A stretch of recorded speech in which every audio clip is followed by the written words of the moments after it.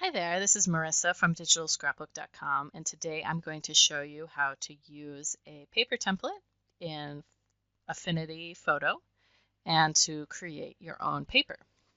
And so to begin with, I have downloaded this template as well as this texture from DigitalScrapbook.com, and I will leave the links to this in the description below. And then, so I have those downloaded, and then I have my Affinity Photo open. And I'm just going to drag in this layout template here that I downloaded. And so this, I downloaded just the PNG version here. You can see that there's actually, if you want to make your life easier, I would recommend downloading this PSD version. But I just thought I would go ahead and show you what to do if your life is not easy. And so all of these layers, you can see there's different colors of gray on here. And so I want to try to recolor all of these in different colors. And so the way I'm going to do that is I'm going to use my selection tool, which is W. It's right here, the select tool. And then I'm going to select one of the colors here. I'm going to go with this gray. And it has selected all of those grays here. And if you don't have all of those grays, if it's only selecting one, you want to come up here and click contiguous, because then I see now it's just doing one. All right, but we want all of them. So I want all of them. And then I'm just going to, on my keyboard, I'm going to do Control C and then Control V to paste that there. So I have a new layer. I'm going to turn that off. Okay, so you can see I have that one there. And then we're going to go ahead and select the bottom layer again. And we're going to select a different color. And we're just going to copy paste here. So you can see we're just making, oh, but see, that was a mistake actually, because that took two colors of gray. All right, so that's not what we want. So what we want to do here is we want to put the tolerance, we'll put the tolerance down to like 5, because what it's doing is those colors of gray are too close together. All right, so we still have our wand here, and we're going to come in, I can't remember which gray I selected. Was it that one? But anyway, that's right. So I'm going to copy paste that. And I'm just going to turn this off so that I can kind of keep track of what color I need to do. I need to get this darker one. Copy paste.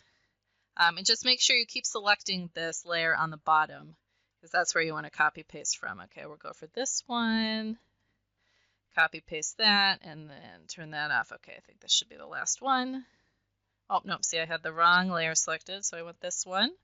Copy paste, and then we'll turn that off. And I think I've got them all now. I do. All right, so I'm going to go ahead and I'm just going to delete this layer if I can. Where's delete? So that it's not there bugging me anymore. All right, so now what we want is we want a new layer. New layer. So I'm going to put that here, and this is going to be my background layer. So I'm just going to drag that down here. And then I have all these colors up here. These colors are very bright. I want a white, but I don't want a pure white, because that's not going to work with my texture here. So I'm just going to turn this up, and I'm just going to drag down and get kind of a grayish white. And then with my paint bucket, I'm going to fill in the back layer. Okay.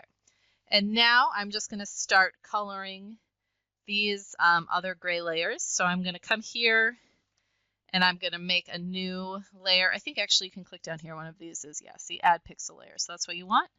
And then I'm going to come up here, I'm going to choose this, and then with my fill tool, I'm going to fill that, and then to get it onto the shape, I'm just going to drag it here, and now we've got a purple one.